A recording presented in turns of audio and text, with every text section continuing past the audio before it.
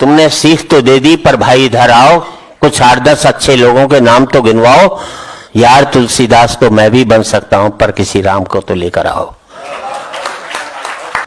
मंत्री के पास जाओ, मंत्री सो रहा है। प्रधानमंत्री के पास जाओ, प्रधानमंत्री मदहोश है। राष्ट्रपति के पास जाओ, राष्ट्रपति खामोश है। तो देश के मसीहा के पास जाओ, आप क्या जाने क्या हो गया था, हर क्रांति के नारे के बाद इस देश का मसीहा गूंगा हो गया था। हमारे संविधान ने हमें बोलने की आजादी दी है, भौंकने की नहीं। और आज हकीकत ये हो गई, जो भौंक रहे हैं उन्हें कुछ नहीं कहा जाता, और जो बोल रहे हैं उनके सुनने पर पाबंदी लगाई जाती है।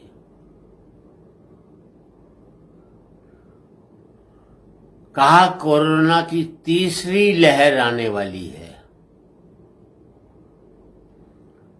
मैं पूछना चाहता हूं इन वैक्सीन निर्माताओं से,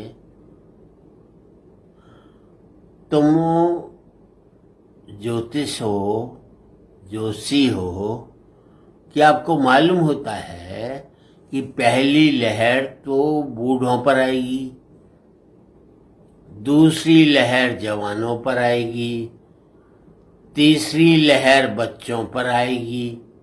भाई मुझे ये बता दो, कौन सा वैज्ञानिक सिद्धांत है जो एक बीमारी को भी बता सकता है कि अब इस पर आएगी, अब उस पर आएगी।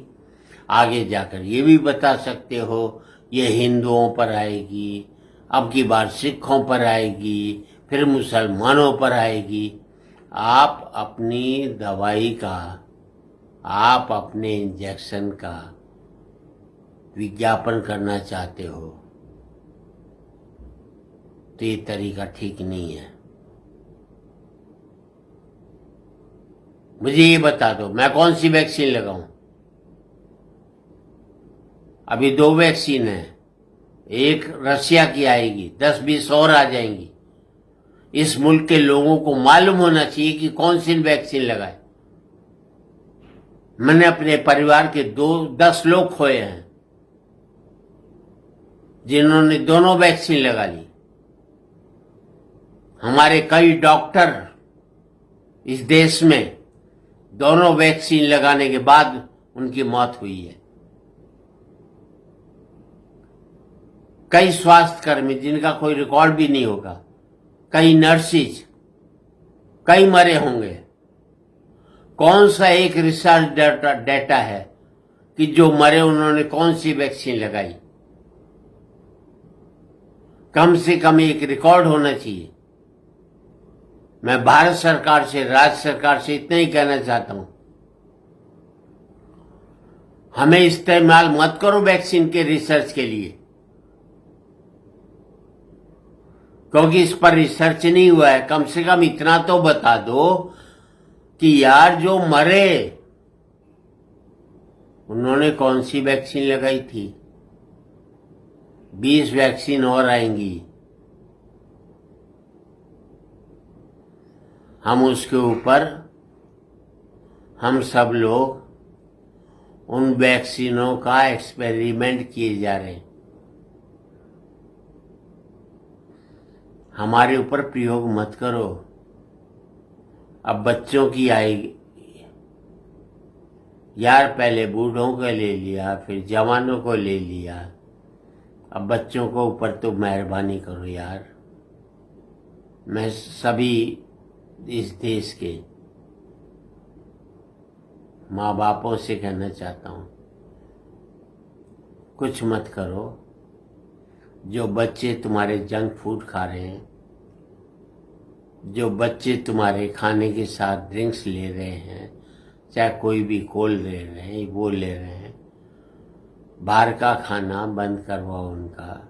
एक बड़ा मजाक हो रहा है देश में, घर में रहो, बाहर मत निकलो। मैं इन सबसे पूछता हूं, अगर यही बात मेरे देश के डॉक्टर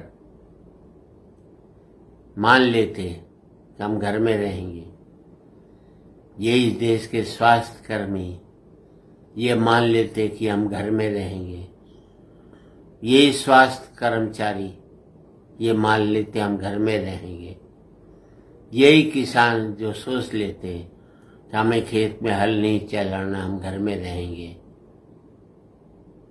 तो भाई मरने के लिए वो लोग हैं जो आपको जिंदा रखे हुए हैं,